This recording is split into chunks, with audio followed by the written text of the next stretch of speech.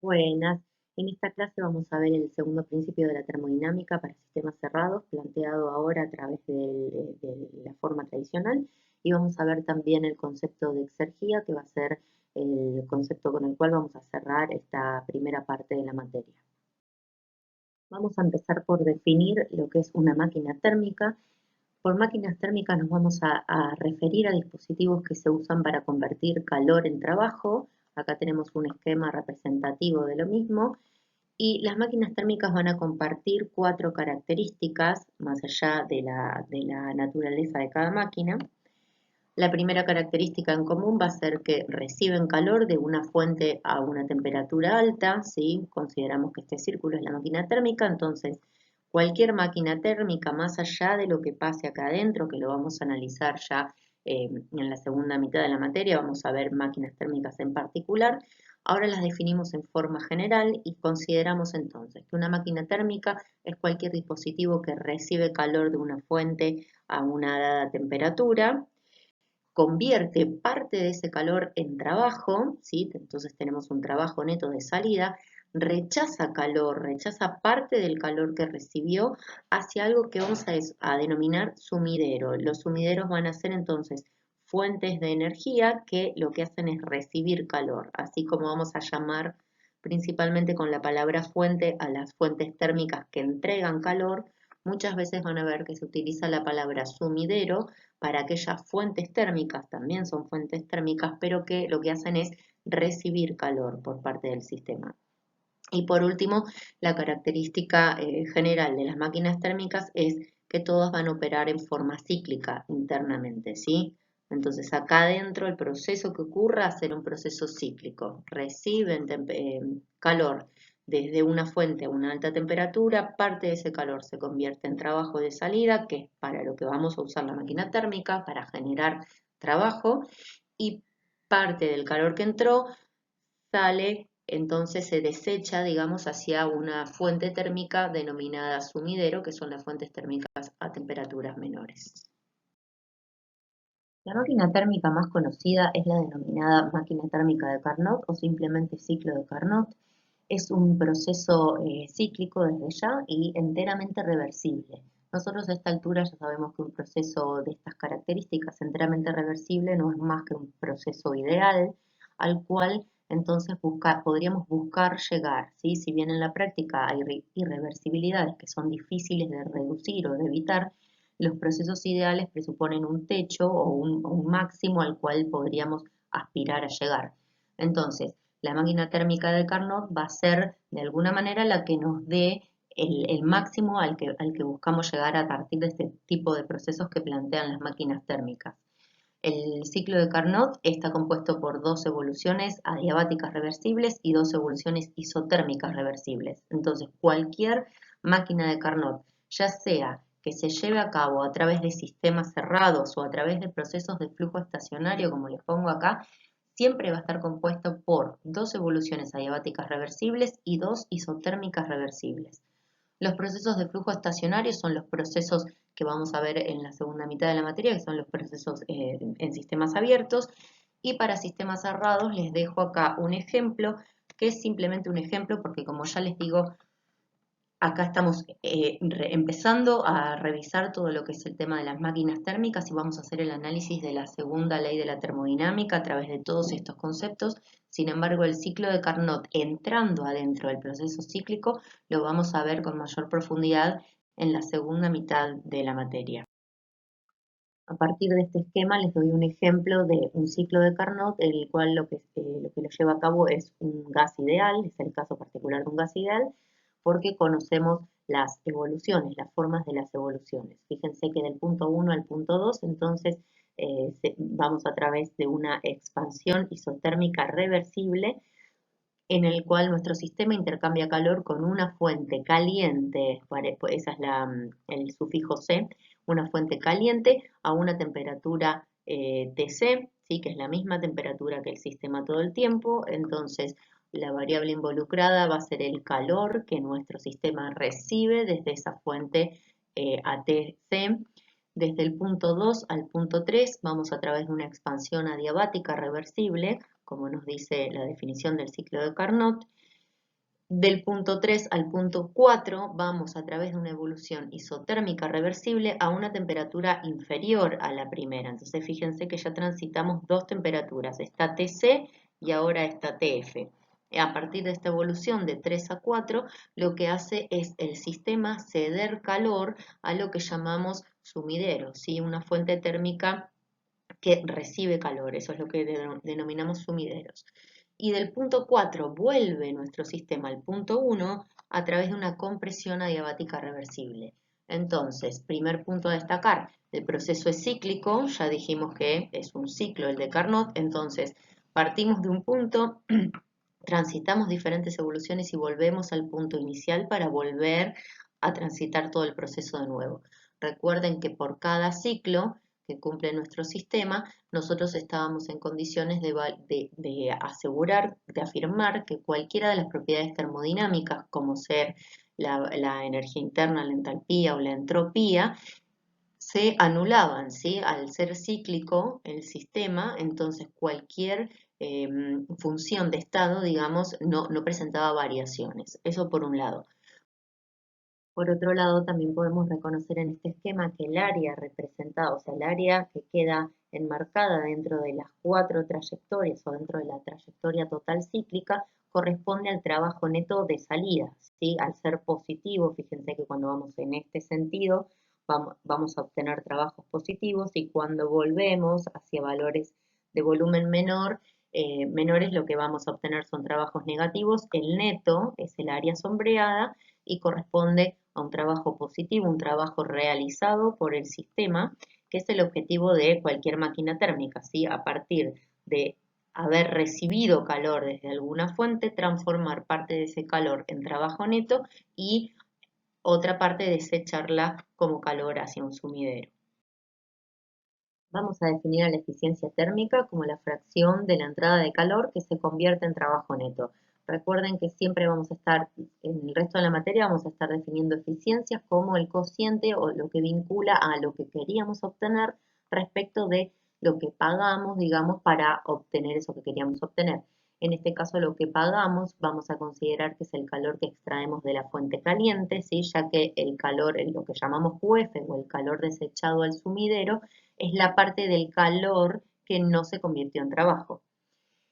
¿Cómo pasamos para este lado de la igualdad? Pensemos en plantear el primer principio de la termodinámica para nuestro proceso cíclico. Simplemente nos va a quedar que entonces la variación de energía interna, pensándolo como un sistema cerrado, que es lo que vimos hasta ahora, la variación de energía interna para cualquier proceso cíclico es nula.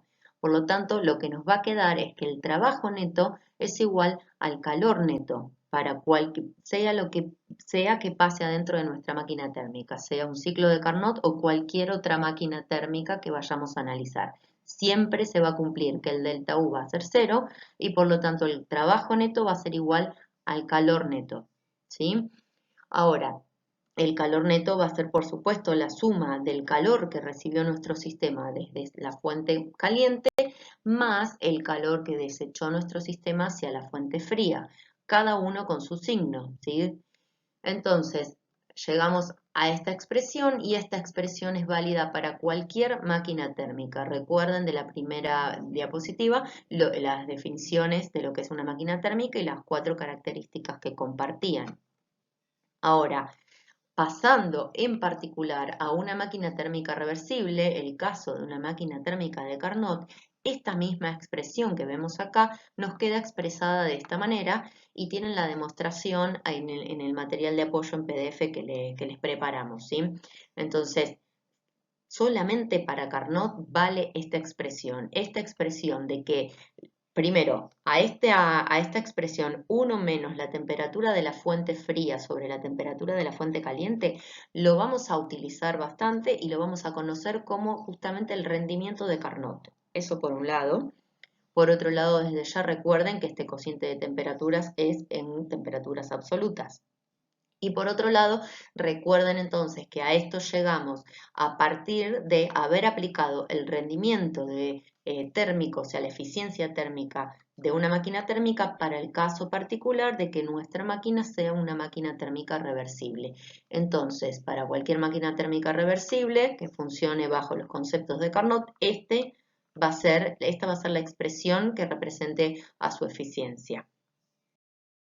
Entonces, por ejemplo, si nuestra máquina de Carnot opera entre dos fuentes en las cuales la primera está a una alta temperatura de 1000 Kelvin y la segunda, o sea, el depósito de energía, el sumidero, está a una temperatura de 300 Kelvin, a partir de esta expresión vamos a llegar a que el rendimiento de nuestra máquina térmica es un 70%. ¿Qué quiere decir esto?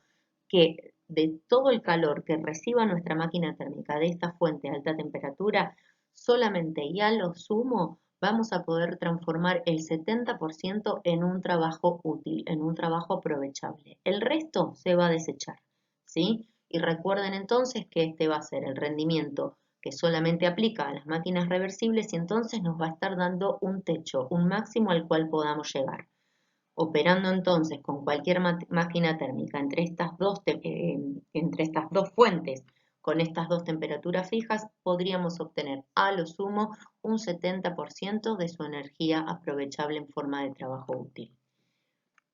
Vamos a decir además que para las máquinas térmicas que operan entre las mismas fuentes, o sea, para cualquier máquina térmica ante dos temperaturas de fuentes fijas y definidas, entonces el rendimiento de Carnot va a ser el rendimiento máximo, ¿sí? Va a ser mayor a cualquier máquina térmica real y va a ser menor a cualquier máquina térmica imposible. Se los pongo de esta manera para que detecten que ante cualquier valor que les dé mayor a la eficiencia de Carnot, estamos hablando básicamente de un proceso imposible o que viola el segundo principio de la termodinámica. Entonces, recuerden que el rendimiento de Carnot para dos temperaturas fijas nos va a estar dando el máximo valor de eficiencia térmica para nuestra máquina térmica. Lo anterior nos lleva a hacernos la pregunta de por qué no es posible convertir el 100% de la energía térmica en energía aprovechable. El enunciado de Kelvin Planck nos plantea justamente que es imposible que un dispositivo que opera en forma cíclica reciba calor de un solo depósito y produzca esa misma cantidad neta de trabajo. Lo que nos dice básicamente es que lo imposible es construir una máquina térmica que no tenga otro efecto sobre los alrededores más que convertir a todo el calor que recibió en una cantidad equivalente de trabajo. O sea, lo que nos dice el enunciado de Kelvin Planck es que es imposible construir una máquina térmica con una eficiencia del 100%. Siempre va a ser menor a ese 100% y siempre, a lo sumo, va a estar regida por la eficiencia que calculamos a través de la expresión para la eficiencia de Carnot. Podemos utilizar este ejemplo para demostrar por absurdo el enunciado de Kelvin Planck.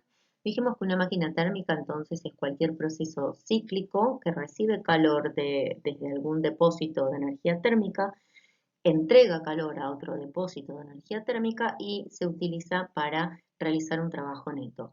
Vamos a pensar, entonces, les recordé la definición para que tengamos en cuenta que no nos dice de qué manera se puede dar este proceso cíclico, ¿sí? O sea, no tenemos ninguna limitación en de qué manera se va a dar este proceso cíclico.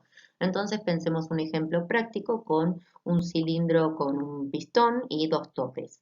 Pensemos entonces que tenemos un gas inicialmente a una temperatura de 30 grados, le entregamos energía en forma de calor, ¿sí? A partir de una fuente a una temperatura desde ya mayor. Recuerden que lo que genera esta transferencia de energía en forma de calor es un delta de temperaturas. Entonces, desde una fuente, por ejemplo, a 100 grados, le entregamos calor al gas, que lo que hace con esa energía es aumentar, por un lado, su energía interna, aumentando su temperatura, y por otro lado, realiza un trabajo, por ejemplo, en este caso de elevar una carga, que podría ser el trabajo que estamos buscando que este sistema genere, ¿sí?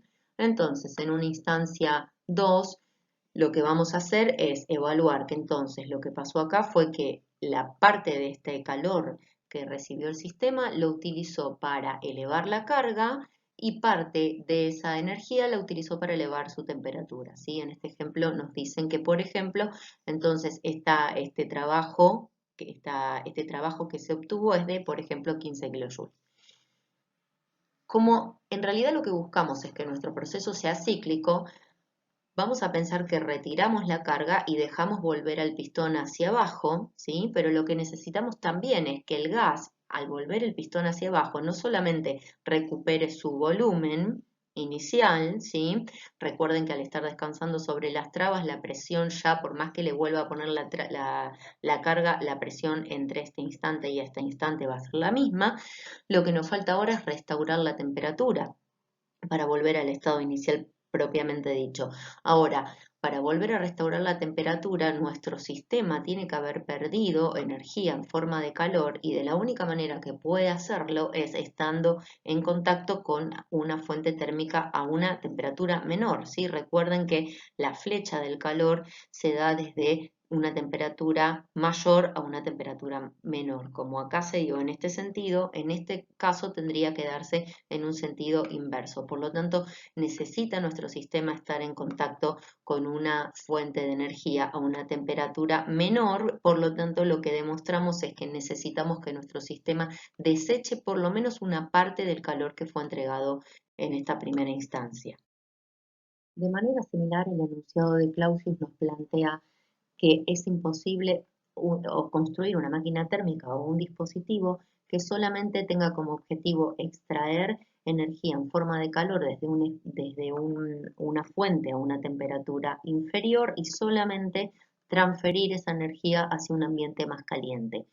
No nos dice que esto sea imposible, sino que lo que nos está diciendo es que es imposible que solamente se produzca esta transferencia de energía en este sentido, desde un espacio más frío hacia uno más caliente sin ningún otro efecto en los alrededores.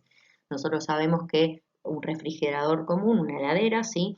O un aire acondicionado, después vamos a ahondar un poquito más en este tipo de máquinas térmicas que operan en este sentido, pero sepan que esto sí se puede, sabemos que esto sí se puede, pero desde ya que necesitamos acá entregar energía en forma de trabajo para que este proceso ocurra en en este sentido. Veamos ahora diferentes disposiciones de lo que son las máquinas cíclicas y las posibilidades entonces de intercambiar calor con fuentes a temperaturas altas y temperaturas más bajas y de entregar trabajo o de obtener trabajo. Las dos primeras disposiciones vamos a decir que son imposibles ya que violan el primer principio de la termodinámica. Fíjense que en el primer ejemplo lo que tenemos es que una máquina que funciona en forma cíclica lo que obtiene es energía, ¿sí? Que se entrega en forma de trabajo y que se entrega en forma de calor. Por lo tanto, acá hay una violación del primer principio de la termodinámica, tanto como en este caso en el cual una máquina que opera en forma cíclica solamente recibe energía en forma de trabajo y en forma de calor. En ninguno de los dos casos se daría entonces, se cumpliría que el trabajo neto es igual al calor neto.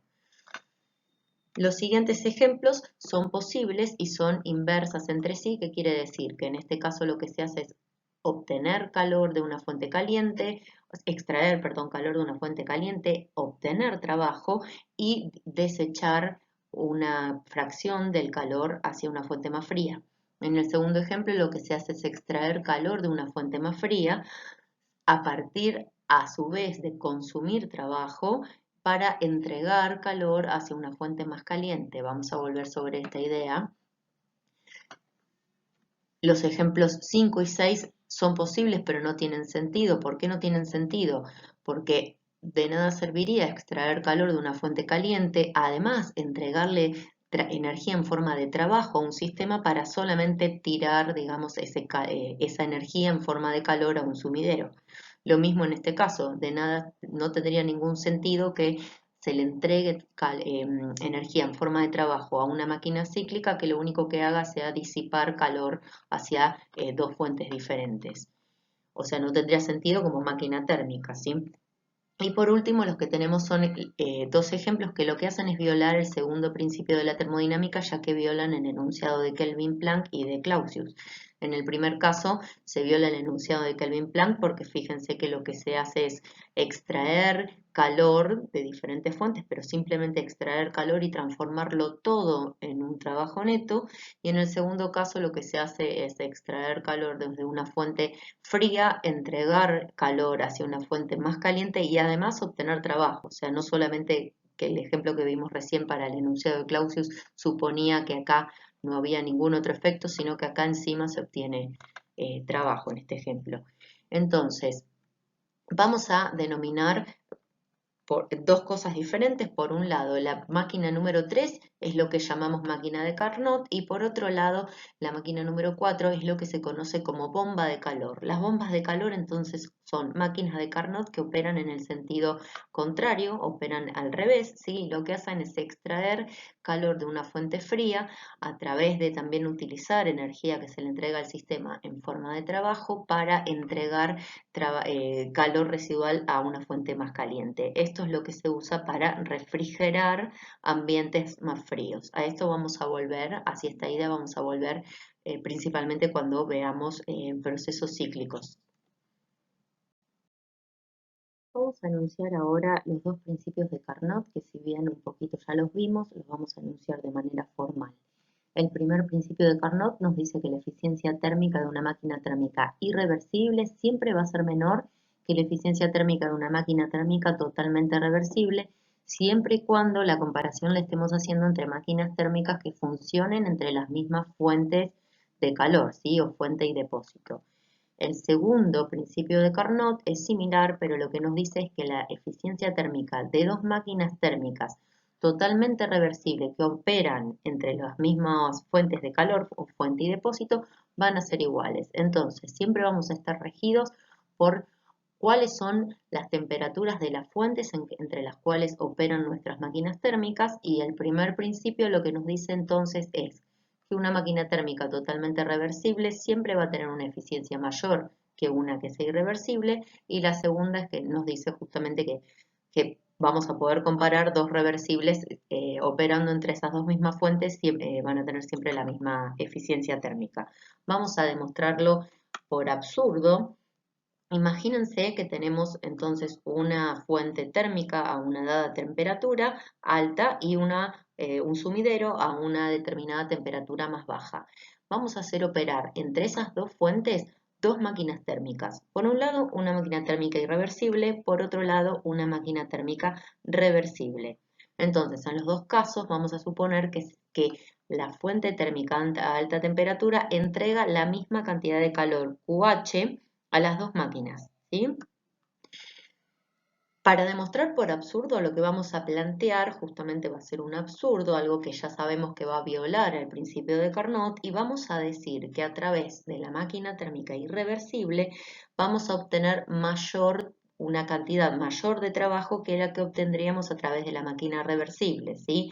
Esto es lo que nos da la pauta de que su eficiencia térmica, ¿sí? Lo que estamos planteando es que la máquina térmica irreversible tiene una mayor eficiencia que la reversible para demostrar que esto es un absurdo. Entonces, ante la misma entrada de energía de las dos máquinas térmicas, vamos a demostrar por absurdo, vamos a plantear que la máquina térmica irreversible a partir del funcionamiento del irreversible obtenemos mayor trabajo que a través de la reversible. En este caso, entonces, si hacemos un balance de energía para la irreversible, obtendríamos una salida de energía en forma de calor hacia el sumidero, que la vamos a llamar QL irreversible, y en el caso de la máquina térmica reversible, obtendríamos un calor que es desechado hacia ese sumidero, lo vamos a llamar QL reversible. Y si pensamos en el balance de energía entonces de esta máquina y el balance de energía de esta máquina, dado que reciben la misma cantidad de calor, dado que la irreversible obtiene una mayor cantidad de trabajo, vamos a llegar a esta conclusión de que entonces en este supuesto caso la irreversible estaría desechando menos calor que la reversible. Hasta acá entonces las cosas como están. Lo que vamos a hacer ahora es suponer que como la segunda máquina térmica es reversible, lo que vamos a pensar es que la podemos operar en forma, en el sentido contrario, la vamos a operar entonces como una bomba de calor. ¿Qué significa esto? Vamos a extraer calor desde el sumidero, le vamos a entregar trabajo, ¿sí? El mismo trabajo que tenemos acá, y va a desechar calor a una fuente térmica a una mayor temperatura. Simplemente lo podemos hacer porque es una máquina reversible operando con las mismas entonces magnitudes. ¿Qué pasa? Ahora lo que les planteo es que analicemos a todo este sistema poniendo las fronteras, digamos, embarcando a las dos máquinas térmicas en su conjunto. Con lo cual, podríamos hacer un análisis de estas características. Lo que tendríamos entonces es, dado que ahora operando con las líneas punteadas, tendríamos por un lado que al depósito de temperatura alta, por un lado entrega calor a una máquina, pero por otro lado hay otra máquina que le devuelve la misma cantidad de calor. Si nosotros vemos a nuestro sistema con esta frontera grande que les pongo acá, este depósito de calor a alta temperatura no tiene ningún efecto neto, por lo tanto lo eliminamos. ¿Qué pasa con el segundo depósito de calor? Dijimos que el calor reversible, o sea, el calor que se desechaba en este caso, era mayor que el que se desechaba en este otro. Solamente que ahora al estar operándolo con las líneas punteadas como una bomba de calor a esta máquina de Carnot reversible, lo que vamos a tener es entonces que un calor neto mayor que cero que entra desde el depósito a baja temperatura hacia nuestra máquina combinada, ¿sí? Va a ser mayor que cero, ¿por qué? Porque entonces esta cantidad que le entregamos acá en la línea punteada va a ser mayor que la cantidad que salía acá a partir de la máquina reversible. Y lo que obtendríamos en términos de trabajo, habiendo supuesto que el trabajo irreversible que obteníamos a través de la máquina térmica irreversible era mayor que la reversible, al combinar las dos máquinas térmicas seguiríamos obteniendo una magnitud positiva de trabajo a obtener, ¿sí? Un trabajo neto, digamos, positivo. Fíjense entonces que a partir de la combinación de estas dos máquinas, lo que obtuvimos fue una máquina térmica que extrae calor desde un depósito. Ya no nos importa qué temperatura esté, simplemente piensen lo siguiente: estamos extrayendo calor desde un depósito, entonces hay una fuente térmica que entrega calor a nuestra máquina térmica, de la cual obtenemos trabajo. Esto básicamente viola justamente el enunciado de Kelvin Planck, porque Kelvin Planck lo que nos decía es que era imposible extraer calor desde una fuente térmica y convertir el 100% de esa energía en trabajo. Por lo tanto, de esta manera lo que hicimos fue demostrar por absurdo el primer principio de Carnot. Para demostrar el segundo principio de Carnot, tienen que aplicar el mismo razonamiento, simplemente acá en vez de usar una máquina irreversible, usan otra máquina reversible, pero con una eficiencia diferente a esta otra máquina reversible. Lo que van a demostrar entonces, al plantear una eficiencia diferente, va a haber una diferencia entre los trabajos, ¿sí? Y aplicando el mismo razonamiento de haciendo funcionar una de las dos máquinas al revés, van a llegar a esta conclusión de que entonces estarían violando el enunciado de Kelvin Planck. Por lo tanto, estarían violando el segundo principio de la termodinámica. Vamos a plantear ahora la desigualdad de Clausius. Para eso vamos a empezar planteando la eficiencia térmica de una máquina térmica reversible. En ese caso entonces sabemos que la eficiencia térmica, como es reversible, va a ser igual a la eficiencia de Carnot. Por lo tanto vamos a reemplazar a cada una de estas eficiencias por los valores correspondientes, y fíjense que uso el sufijo F para la fuente fría y la fuente caliente y el supra R para referirme a que la máquina térmica es reversible, ¿sí? Entonces, dado que es reversible, esta eficiencia térmica es igual al rendimiento de Carnot, y de acá, reordenando matemáticamente, llegamos a esta expresión, ¿sí? ¿Qué pasa si aplico el mismo análisis ahora para una máquina térmica irreversible, pero que opera entre las mismas fuentes, fría y caliente? Como nosotros ya sabemos entonces que la eficiencia térmica de cualquier máquina térmica real, ¿sí? Vamos a usar indistintamente real o irreversible, entonces la eficiencia térmica de cualquier máquina real es menor a la de Carnot, y para Carnot sabíamos que esta suma de estos cocientes nos daba cero. Yo sé que si reemplazo entonces a los calores reversibles por los irreversibles de una máquina real, vamos a llegar a que esa suma de esos dos términos nos debería dar menor que cero, ¿sí? Entonces, si generalizamos, podemos decir que para n fuentes, lo que tenemos es entonces que la sumatoria de los Q sub i sobre T sub i siempre nos va a dar menor o igual a cero, ¿sí? Entonces, cada calor fue intercambiado con una fuente diferente. Y entonces, al comparar con las mismas fuentes, esta igualdad a cero solamente se va a dar para el caso de máquinas térmicas reversibles y menor a cero va a ser en el caso de que sean reales o irreversibles. Vamos a extender ahora el análisis que hicimos recién, pero para cualquier máquina térmica reversible. Recuerden que las máquinas de Carnot operaban entre dos isotermas, ¿sí? Y entre dos adiabáticas. Nuestro análisis se va a extender a cualquier máquina térmica reversible, no hace falta que sea específicamente la de Carnot.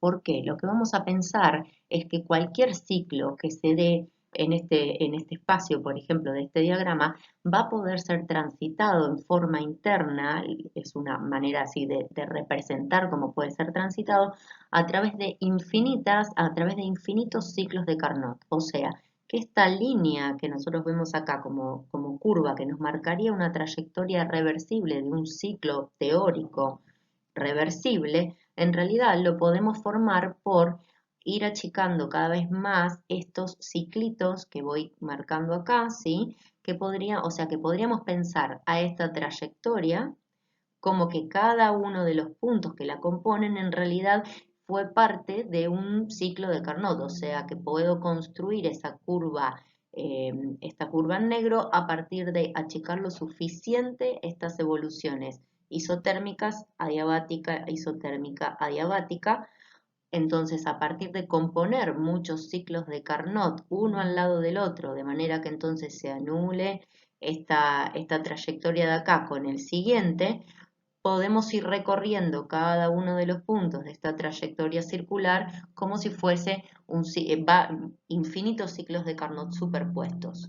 De esta manera, entonces, a partir de la deducción que hicimos recién y sabiendo que nuestra máquina térmica teórica compuesta por infinitos ciclos de Carnot que recorren esta curva, entonces correspondería esta ecuación que tenemos acá, ¿sí? Que viene de la expresión que acabamos de deducir y simplemente lo que usamos ahora es una integral porque está compuesta por infinitos y no por contables ciclos reversibles. Entonces, ustedes ya están en condiciones de decirme qué es esto. Esto que tenemos acá, que sabemos que en este caso, en este ejemplo que estamos viendo, es una integral cíclica, ¿sí? Y sabemos que da cero por la deducción que acabamos de hacer en la diapo anterior, nosotros también de la clase anterior ya sabemos que esta expresión que tenemos acá como diferencial de calor reversible sobre la temperatura es justamente la definición de la entropía, ¿sí? A partir de esta expresión fue que nosotros definimos a la entropía para cualquier sistema macroscópico. Entonces, vamos a extender el análisis de lo que hicimos recién, ampliándolo para cualquier sistema, en el cual entonces planteamos que la desigualdad de Clausius nos dice que la suma de todos los términos diferencial de Q sobre la temperatura en cada incremento diferencial de cualquier proceso cíclico siempre van a ser menores que cero o a lo sumo iguales que cero. A ver, esto es algo que suele confundir bastante porque nosotros cuando hacemos el análisis de la entropía, cuando pensamos en la variación de la entropía de cualquier sistema aislado o mismo la variación de entropía del universo, planteamos la necesidad de que para no violar el segundo principio de la termodinámica, ese delta de entropía del universo sea mayor o igual a cero, ¿sí? Ese es el principio de la entropía, lo vamos a retomar en la diapo que sigue. Ahora lo que estamos planteando no es justamente un análisis de entropía. Fíjense que acá no estamos analizando la entropía en sí. Este término que les estoy marcando acá con el cursor se vuelve entropía solamente en el caso en el que el calor sea reversible. ¿Sí? Recuerden que el calor es función de estado, para el calor me interesa el recorrido, por lo tanto el diferencial del calor sobre la temperatura va a ser el diferencial de la entropía solamente si, si a eso lo evalúe a través del calor intercambiado por un camino reversible, ¿sí? Que es lo que tenemos acá. Entonces, generalizando, vamos a decir que la integral cíclica del diferencial del calor sobre la temperatura va a ser menor a 0 siempre y va a ser igual a 0 solamente cuando acá corresponde poner la R, ¿sí? Fíjense otra cosa, si acá ponemos la R de reversible, entonces estamos haciendo la integral cíclica de algo que nosotros ya sabemos que es una función de estado, que es la variación de entropía, ¿sí? Entonces, esto es lo que plantea la desigualdad de Clausius. Recuerden que entonces siempre la vamos a estar analizando como que es la integral menor o igual a 0 de esto que va a ser entropía solamente cuando el calor sea reversible. Si no, simplemente será un cociente que sabemos que nos tendrá que dar menor a 0 a la sumatoria de todos los términos. Ahora sí estamos en condiciones entonces de plantear el principio de incremento de entropía. Vamos a considerar que recorremos un proceso cíclico en el cual el proceso de A hacia B lo transitamos en forma reversible y el proceso de B hacia A lo transitamos a través de un proceso irreversible. De todos modos, el proceso entonces es cíclico y lo vamos a llamar proceso ABA. Entonces, a partir de la desigualdad de Clausius, planteamos que la integral cíclica del diferencial de calor sobre la temperatura, como sé que el neto de nuestro proceso es irreversible porque tiene una componente irreversible, sabemos que entonces esta integral cíclica es menor a 0, partiendo entonces de la desigualdad de Clausius. Lo que vamos a hacer ahora es abrir esta integral cíclica. Sabemos que de A hacia B el diferencial de calor va a ser reversible porque nuestro proceso es reversible, ¿sí? Y sabemos que para volver de B hacia A el diferencial de calor va a ser irreversible. Esta es la razón por la cual toda esta suma nos da menor que 0.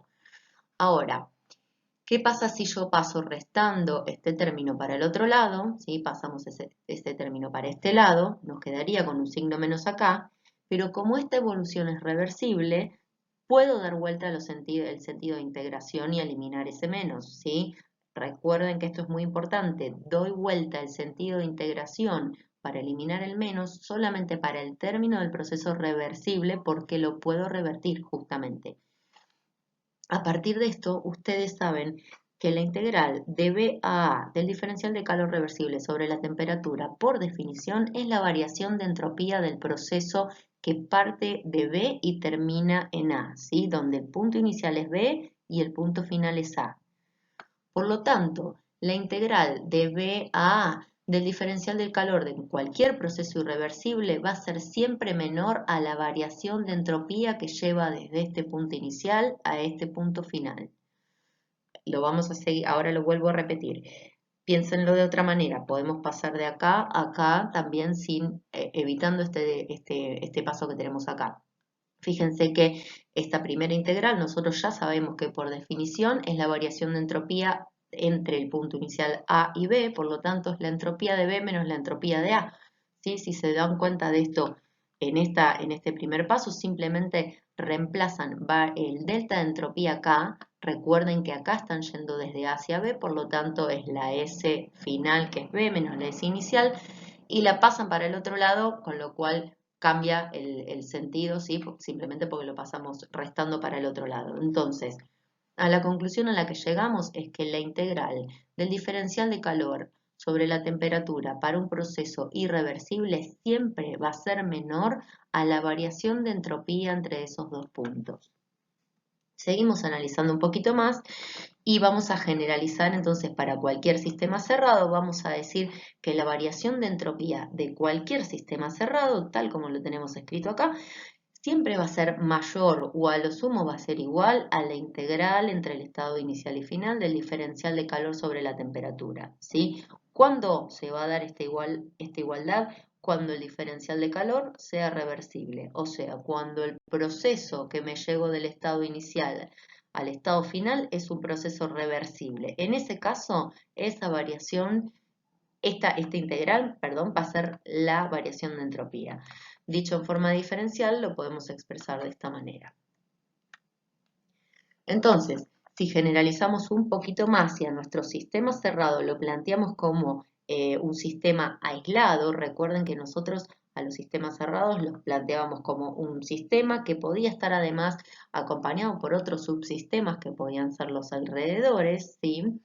Entonces, cuando lo pensábamos como un sistema aislado, recuerden que cualquier sistema aislado, así sea que como sistema aislado estemos pensando en el universo, a través de esas fronteras del sistema aislado no había ya intercambio de energía. Por lo tanto, para un sistema aislado o incluso para el universo, que es un sistema aislado, este término de calor se va. Este término de calor se va.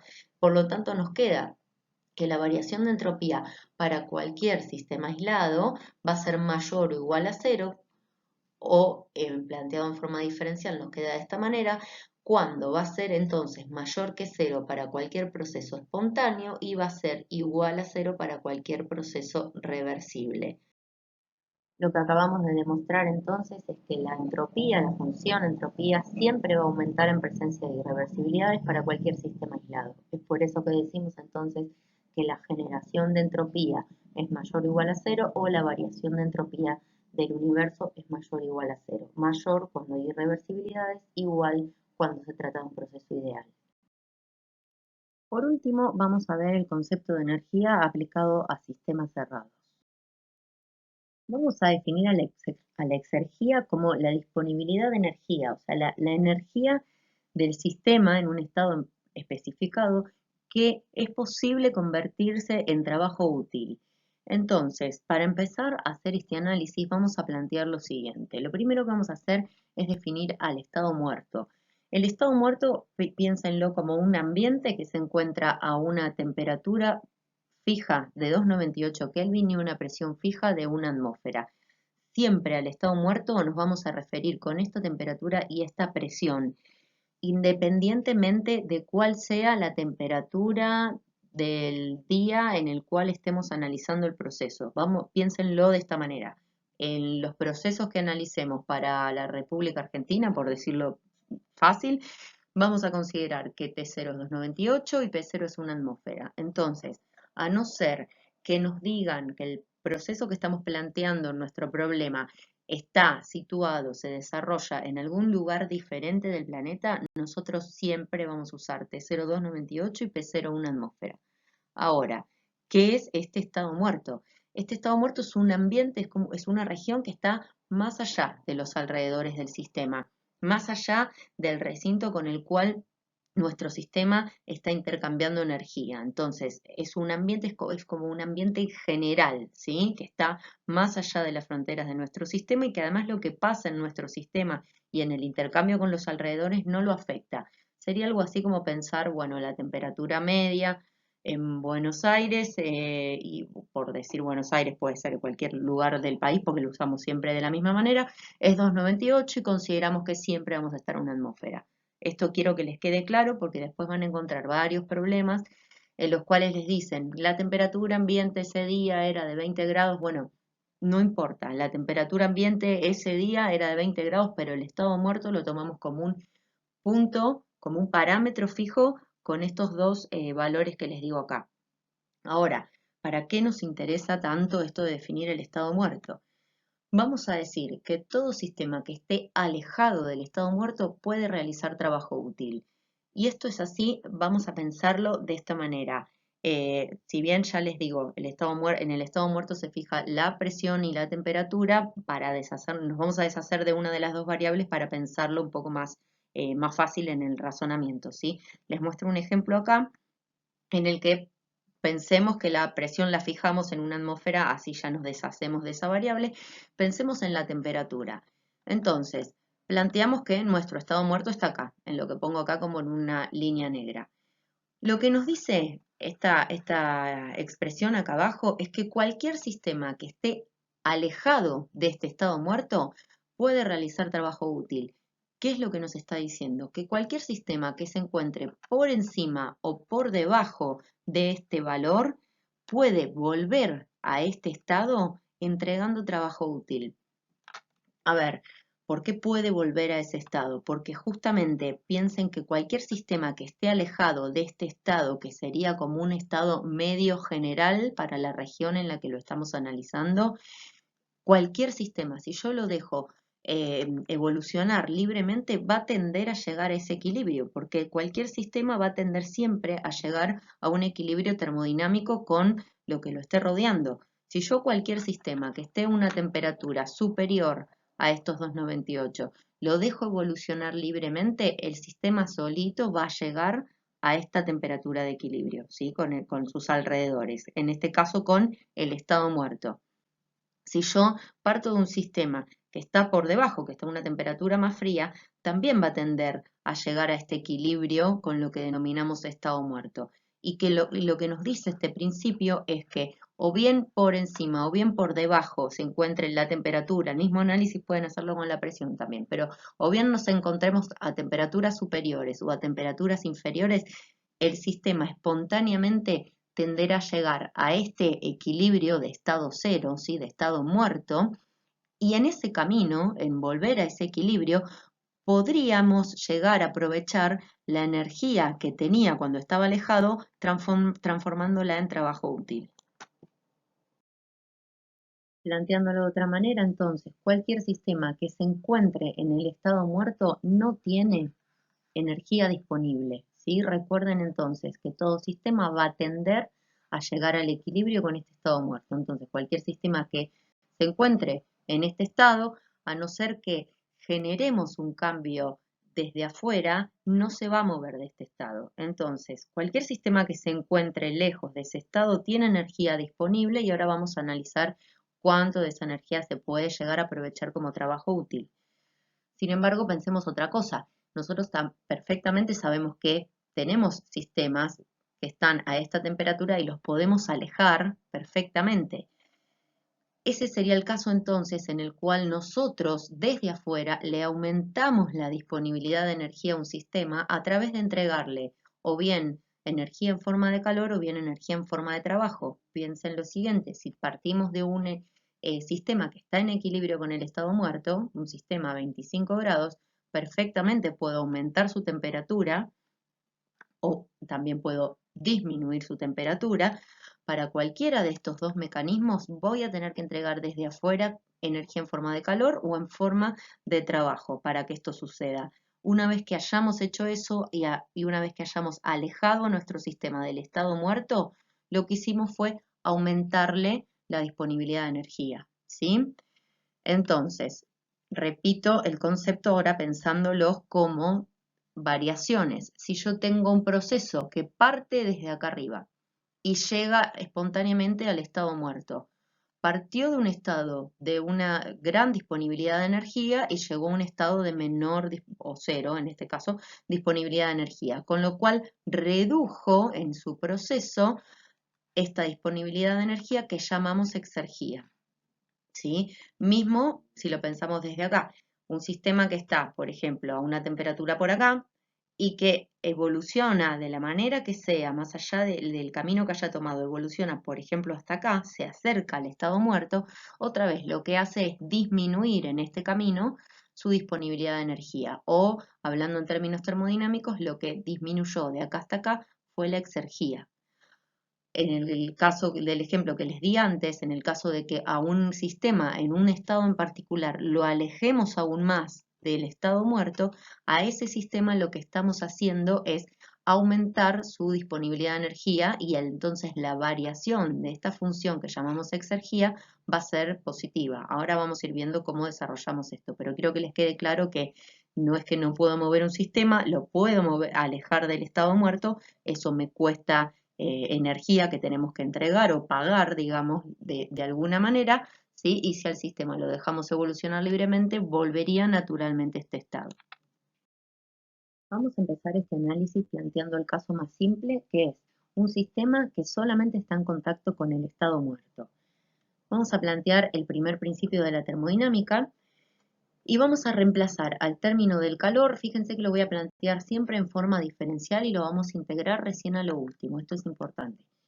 Voy a reemplazar el término del calor por Q0, lo voy a llamar de esta manera para de notar que con la única fuente con la cual mi sistema está intercambiando calor es con el estado muerto.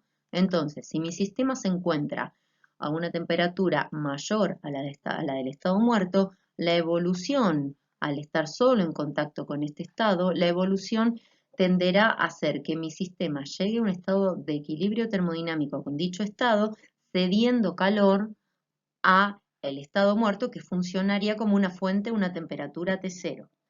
Si mi sistema, por lo contrario, está por debajo en temperatura del estado muerto, o sea, está en una temperatura más fría que el estado muerto, el sistema también tenderá a evolucionar espontáneamente hasta llegar al estado de equilibrio con el estado muerto, pero en ese caso tomando calor de dicho estado, otra vez intercambiando calor con esa fuente, esos alrededores que son en este caso solamente el estado muerto. Dicho esto, desdoblamos el término del trabajo. Por un lado tenemos al trabajo útil y por otro lado lo que es el trabajo de expansión. Fíjense que ya reemplacé a la presión de oposición por P0. ¿Por qué hice esto? Porque justamente mi sistema está evolucionando solamente con el estado muerto, por lo tanto la presión que se le opone a mi sistema, partamos de donde partamos, va a ser constante y va a ser siempre esta presión cero, ¿sí? Entonces esto es lo que nos está marcando el trabajo de expansión, que en este caso solamente se da contra el estado muerto. En segundo lugar, planteo el balance del segundo principio de la termodinámica, en el cual otra vez ya la variación de entropía de los alrededores ya la reemplazo por su equivalente a la variación de entropía de un sistema que solamente intercambia calor con una fuente, ¿sí? Entonces la fuente es T0, como les acabo de decir, despejo de acá Q0, combino las expresiones que llamé 1 y 2 y reordeno. De la manera que lo estoy reordenando es la siguiente, lo planteo en función de lo que se define como exergía para cualquier sistema cerrado, ¿sí? Esto vale para sólidos, líquidos y gases, solamente la única limitación que ponemos es que vale para sistemas cerrados, que es lo que estamos viendo hasta ahora. Entonces, definimos a la función exergía o a la variación de exergía, como se los planteé en este caso, como en forma diferencial, como el diferencial de U menos T0 por diferencial de S más P0 por diferencial de B. Esto se lo van a terminar acordando a medida que empiecen a resolver ejercicios. Esto justamente se define entonces como la variación en forma diferencial de exergía para cualquier sistema cerrado. Vamos a definir también al trabajo perdido. Este va a ser un concepto que vamos a usar de acá hasta que termine la materia, como el producto entre la temperatura T0, la temperatura del estado muerto, por el delta S del universo, o la generación de entropía. Entonces, trabajo perdido siempre T0 por delta S del universo. Es un trabajo que, como nos dice la palabra, sí, es un trabajo que se perdió y es un trabajo que está asociado a las irreversibilidades del sistema. Es un trabajo que no pudo ser transformado en trabajo útil. Fue trabajo perdido, literalmente, y es el trabajo asociado a las irreversibilidades del sistema. ¿Por qué se los digo de esta manera? Recuerden que entonces, el delta S del universo era igual a 0 cuando era reversible, mayor que 0 para cualquier proceso espontáneo o reversible o real, y menor a 0 nunca. Entonces, solamente en los casos en los que estemos experimentando procesos reversibles, no va a haber trabajo perdido. El trabajo perdido va a ser 0. En todos los otros casos, cuanto más irreversible sea, cuanto mayor sea la generación de entropía asociada a nuestro proceso, mayor va a ser la cantidad de trabajo que se perdió a través de esas irreversibilidades y que no pudo ser transformado en trabajo útil. Esto lo vemos en la siguiente expresión, en la cual reemplazo en esta expresión que tenemos acá lo que acabamos de definir y lo integro, ¿sí? Ya se los doy de forma integrada.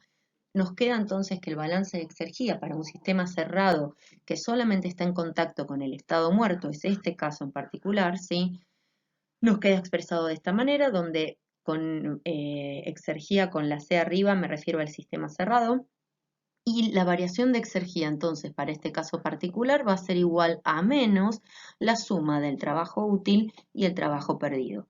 Entonces, una interpretación de esto es, como les decía recién, toda la parte del trabajo que se haya ido en irreversibilidades viene a contribuir a este término de trabajo perdido y es peso que le saca a este otro término que podríamos haberlo aprovechado como trabajo útil. Vamos a ver ahora casos puntuales dentro de este primer ejemplo en el cual el sistema solamente está en contacto con el estado muerto. Vamos a plantear en primer lugar un proceso reversible entonces.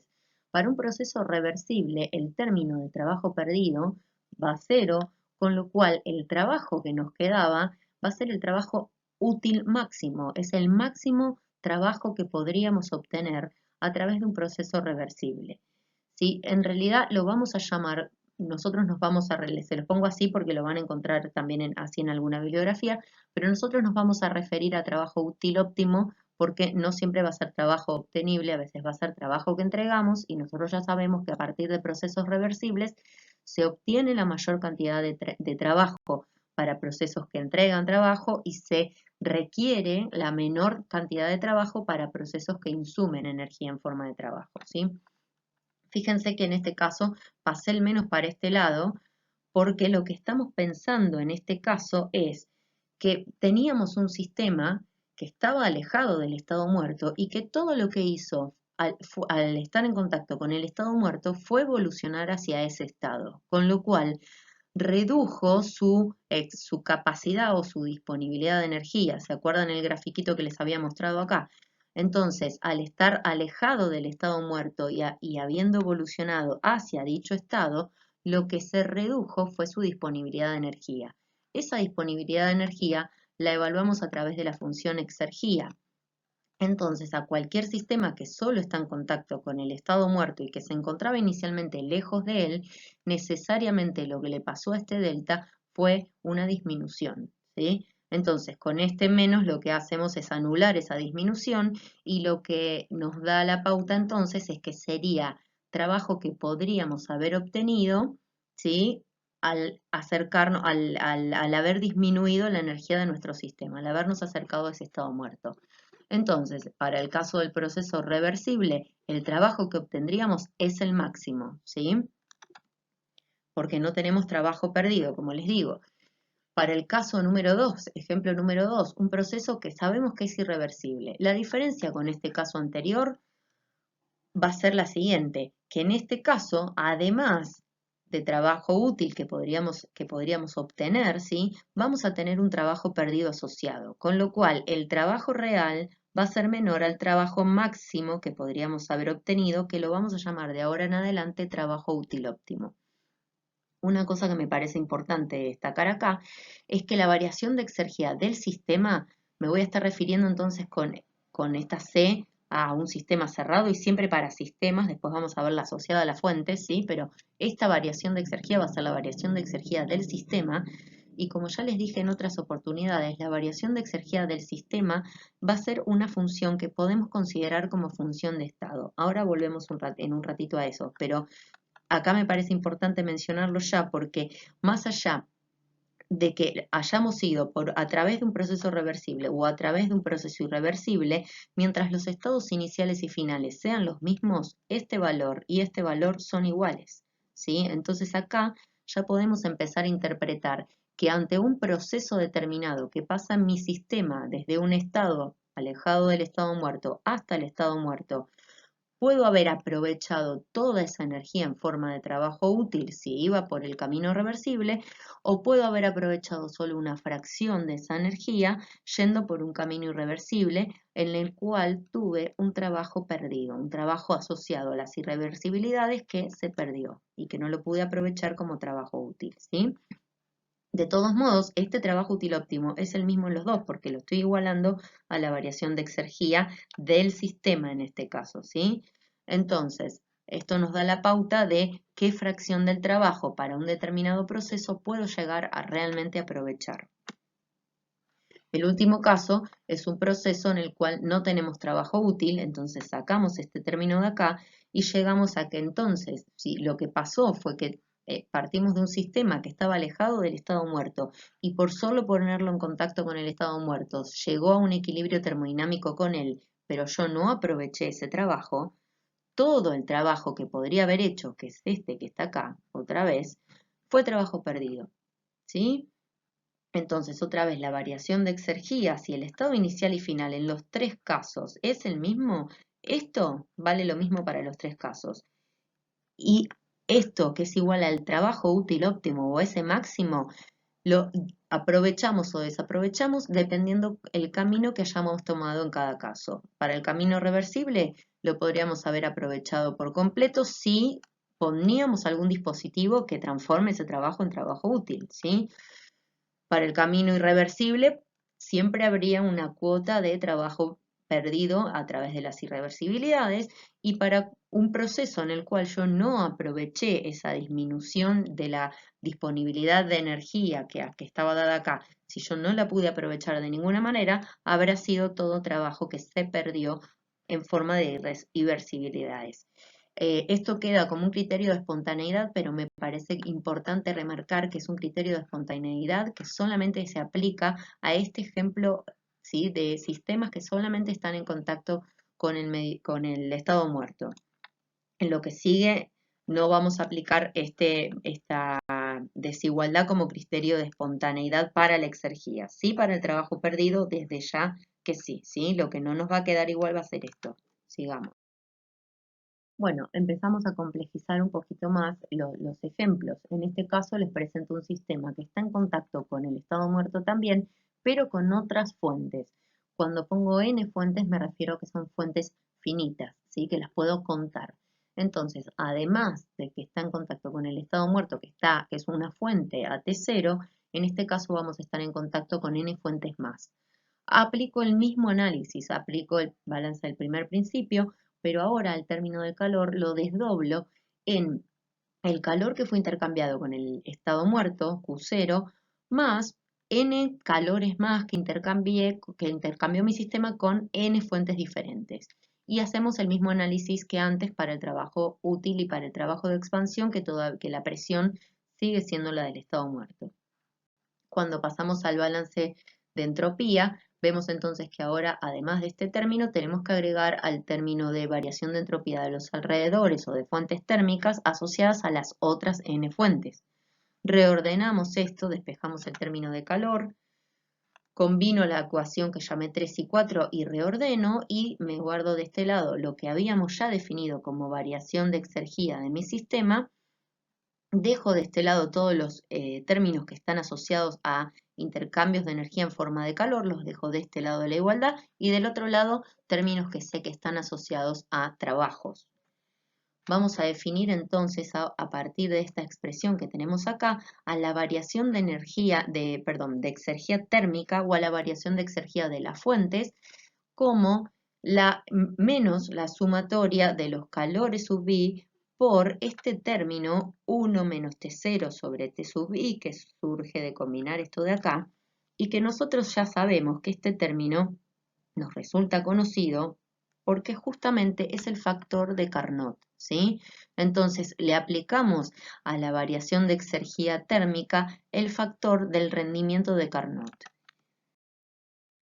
A la hora de integrar esta expresión, recuerden que, excepto en un caso puntual, que lo vamos a ver ahora en un par de diapositivas, las temperaturas de las fuentes las vamos a considerar constantes. Por lo tanto, a la hora de integrar esto con n fuentes, podemos sacar este diferencial de calor afuera de la integral como el calor intercambiado con cada fuente en cuestión, T0 desde ya, que es una constante. Por lo tanto, nos va a quedar que el delta de exergía de la fuente va a ser igual a menos la sumatoria de los calores que se han intercambiado con cada una de las fuentes, afectándolo por el factor de Carnot. Recuerden que esta integración va a ser posible siempre que podamos sacar esta temperatura como una constante afuera de la integral, ¿sí? Ahora lo vamos a volver a ver, pero quería mencionar esto acá. Por último, al reemplazar entonces todos estos términos por las definiciones correspondientes, vamos a llegar a esta expresión que tenemos acá, en la cual vamos a definir ahora como la variación de exergía total de un sistema cerrado con esta expresión, ¿sí? Delta de exergía total del cerrado. Con esto me voy a estar refiriendo al total que encierra a lo que es al sistema y a las fuentes térmicas asociadas. De alguna manera, piensen que podemos pensarlo, podemos graficarlo en nuestras cabezas como lo que planteábamos acá con el segundo principio, ¿sí? Una variación de la propiedad que está solamente asociada al sistema y, por otro lado, la variación de esa propiedad pero asociada a las fuentes. De esa misma manera vamos a plantear lo que es el balance de exergía. Fíjense que otra vez, ahora lo que nos queda total igual a menos el trabajo útil óptimo es la variación de exergía total del sistema, ¿sí? ¿Por qué nos queda de esta manera? Fíjense lo siguiente, ahora al existir fuentes, yo tengo la posibilidad de alejar a mi sistema del estado muerto. ¿Qué significa esto? Yo tengo la posibilidad de que a través de las fuentes, o sea, a través de que una fuente entregue energía en forma de calor a mi sistema, puedo aumentarle la exergía al mismo, ¿sí? Por ejemplo, podemos pensar un sistema en contacto con n fuentes sin trabajo útil, por lo tanto este término se va. Podemos pensar que todo lo que tenemos en juego entonces es trabajo perdido. Por ejemplo, cualquier un bloque de cobre que se está enfriando, calentando, sigue acercándose o alejándose del estado muerto. Podemos pensar entonces que todo el trabajo útil óptimo es trabajo perdido cuando no realiza ningún trabajo útil. Entonces, el trabajo perdido siempre positivo. Con este menos adelante nos va a quedar que entonces esta suma de estos dos términos tendrá que ser negativo, ¿sí? Ahora pensemos perfectamente lo que podemos estar haciendo es entregar calor desde una fuente caliente a nuestro sistema, que sería, por ejemplo, un bloque de cobre. Al sistema le estamos aumentando su exergía y este término tendrá que ser a lo sumo igual con signo contrario que este término si hay trabajo perdido asociado, tendrá que excederlo, ¿sí? Pero con signo negativo. Fíjense que en ese caso lo que necesitaríamos es, recuerden que tenemos este signo negativo acá, tendríamos un calor positivo porque es calor que toma el sistema y este cociente, este factor de Carnot nos tendría que dar positivo también para que se cumpla que todo esto sea negativo y nos satisfaga esta ecuación que tenemos acá. Por lo tanto, para poder un sistema recibir calor desde una fuente, esa fuente tendrá que estar a una temperatura superior a la temperatura del estado muerto. De la misma manera, podemos pensar en aumentarle la disponibilidad de energía a un sistema al alejarlo del estado muerto, llevándolo hacia temperaturas inferiores a la del estado muerto. En ese caso, considerando que no hay ningún trabajo útil otra vez, lo que tendríamos que hacer es acercar a nuestro sistema a una fuente que esté a una temperatura inferior al estado muerto. Entonces, acercando nuestro sistema, haciendo que nuestro sistema pierda calor, hacia una fuente que está a una temperatura menor que el estado muerto, lograríamos otra vez aumentarle la disponibilidad de energía a nuestro sistema. ¿Qué significa esto? Fíjense que en este caso, al ceder calor, este calor tendrá un signo negativo y este cociente al esta temperatura ser menor que la temperatura del estado muerto también sería negativo, con lo cual se anularían, la variación de exergía sería menor que cero y eso nos permitiría entonces aumentarle la exergía a nuestro sistema. Por último, vamos a ver el caso en el cual un sistema se encuentra en contacto con n fuentes, con el estado muerto y ahora con una presión de oposición que es diferente a la presión del estado muerto. Vamos otra vez a plantear el primer principio, el segundo principio y los vamos a combinar. Simplemente lo que hice ahora fue, además de desarmar, digamos, lo que son los términos de calor entre el Q0 y el resto de las fuentes, ahora fíjense la diferencia está acá, que en vez de poner P0 por diferencial de B, ahora esa presión contra la que se va a expandir o contraer nuestro sistema va a ser una presión de oposición diferente a P0. Entonces, el mecanismo que aplicamos es el mismo, lo que hacemos es combinar las ecuaciones 5 y 6 y reordenamos.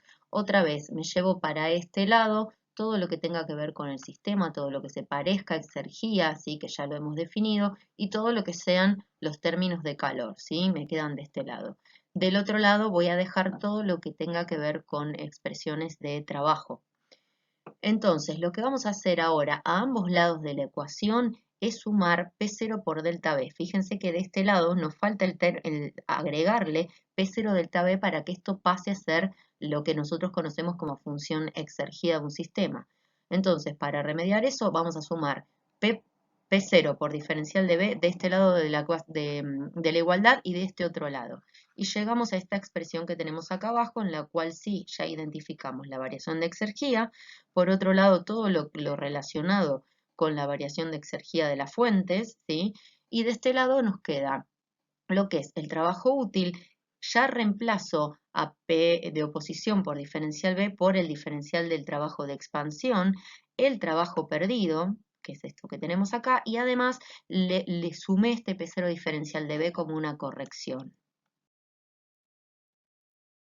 Reemplazando entonces todos los términos y expresándolo en forma integrada, llegamos a que la variación de exergía total para un sistema cerrado, que es igual a la variación de exergía del cerrado más la variación de exergía de las fuentes, va a ser otra vez igual a menos el trabajo útil óptimo.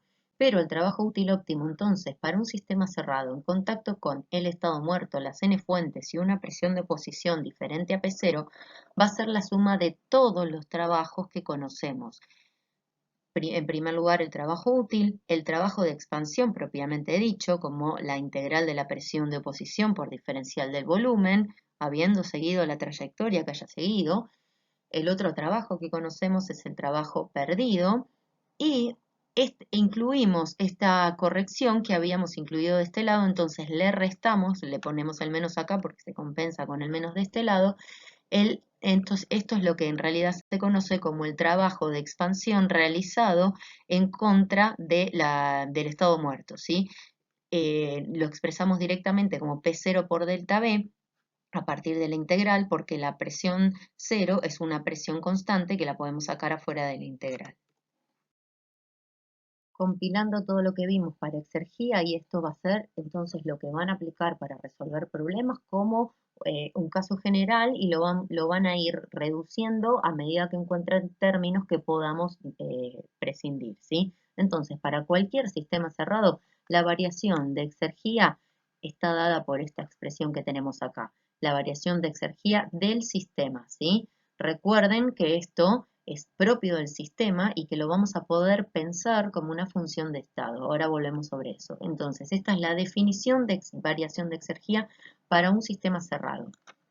Después, si nuestro sistema llega a ser un recipiente rígido y no hay variación de volumen, podremos sacar este término. Si no hay variación de entropía por las razones que puedan llevar a eso, como por ejemplo un sistema adiabático reversible, podemos sacar esto, ¿sí? Irán haciendo las simplificaciones correspondientes pertinentes a cada caso.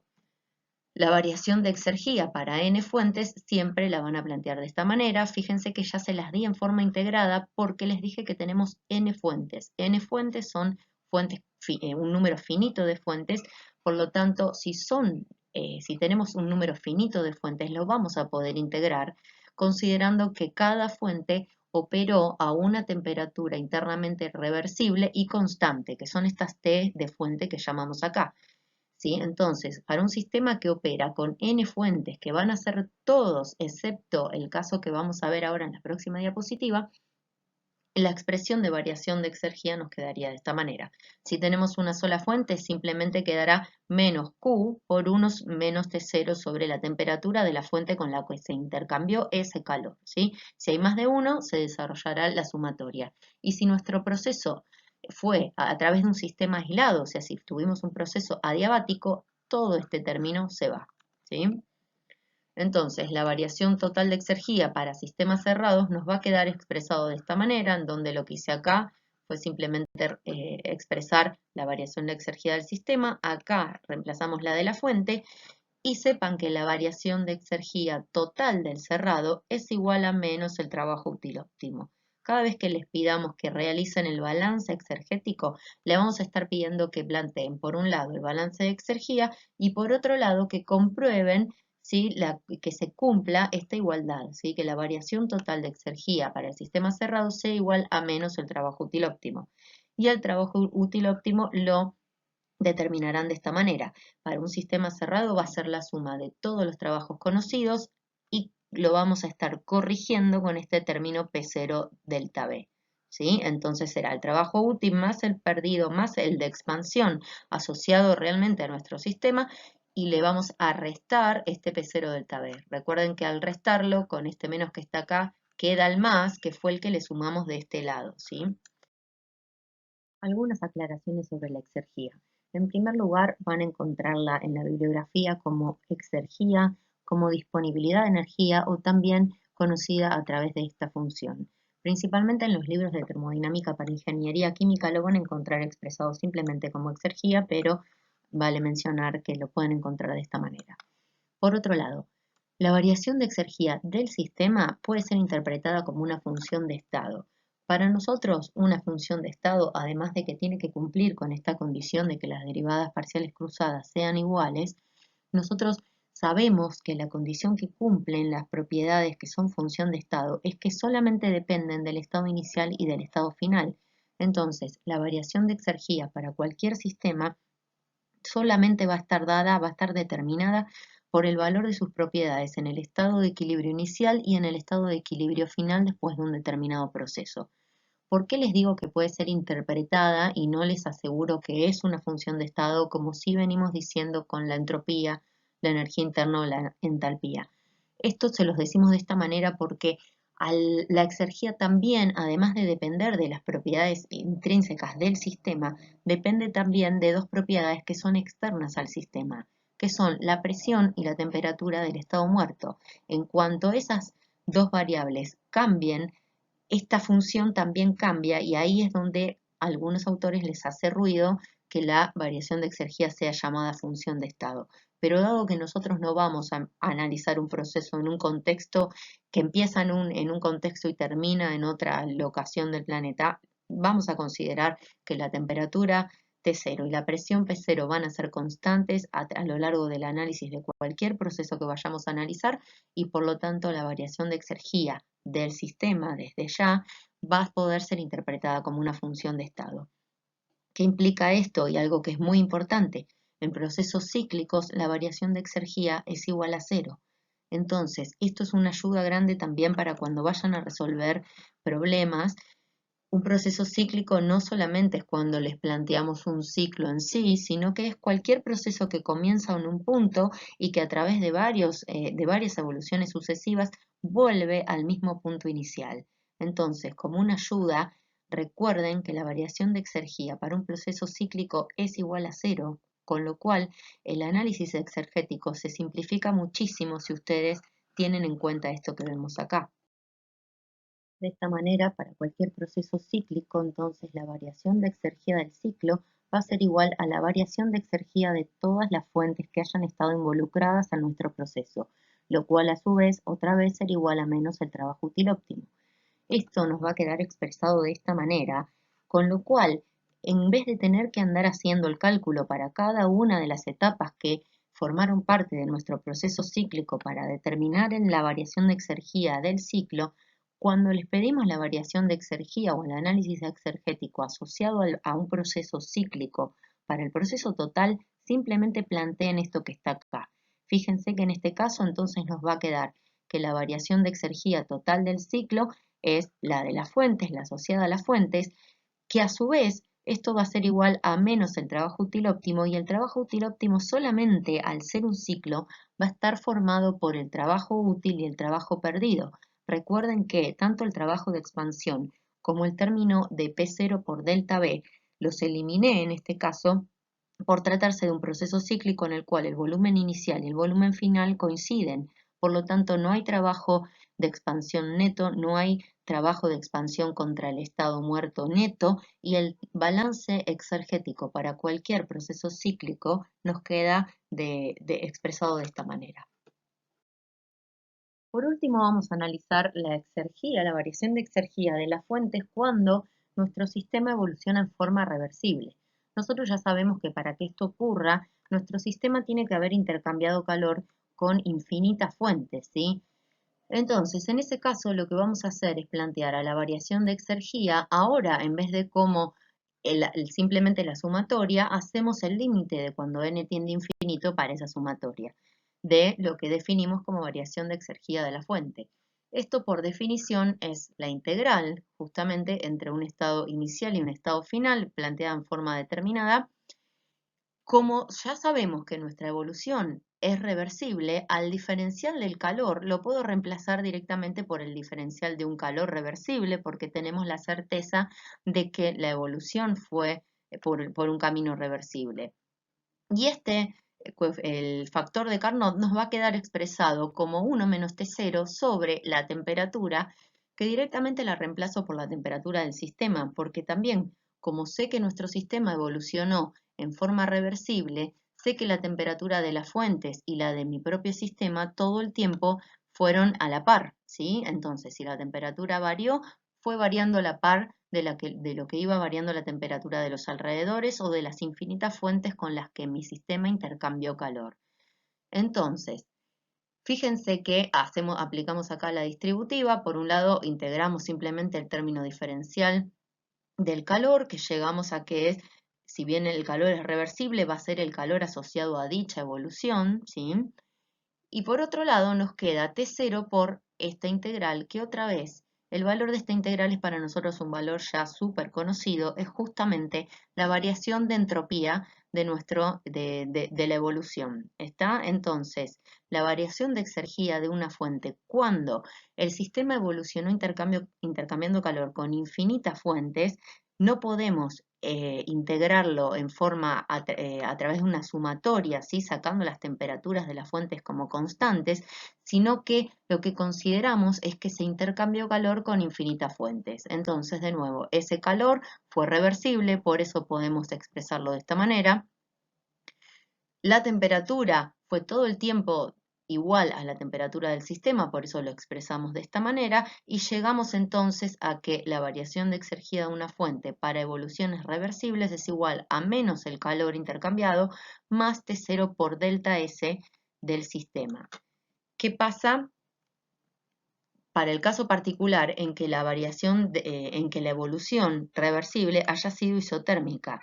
En ese caso, al haber sido isotérmica la evolución, en ese caso sí, directamente acá lo que tenemos es una única fuente. Por eso es que nos quedaría expresado de esta manera y que si en realidad si reemplazan y hacen todo este trabajo, también esta expresión va a ser similar a esta expresión que tenemos acá. Pero solamente para el caso de que la evolución haya sido reversible, pero isotérmica, va a valer esta expresión que tenemos acá, porque esta temperatura podemos haber llegado a esta expresión a partir de la forma diferencial solamente en el caso en el que el sistema haya intercambiado calor con una única fuente a una temperatura constante. Con esto damos por terminada esta clase y recuerden que esto es simplemente un material de apoyo que deberán complementarlo con las clases de consulta, con la bibliografía de la materia y con las clases prácticas.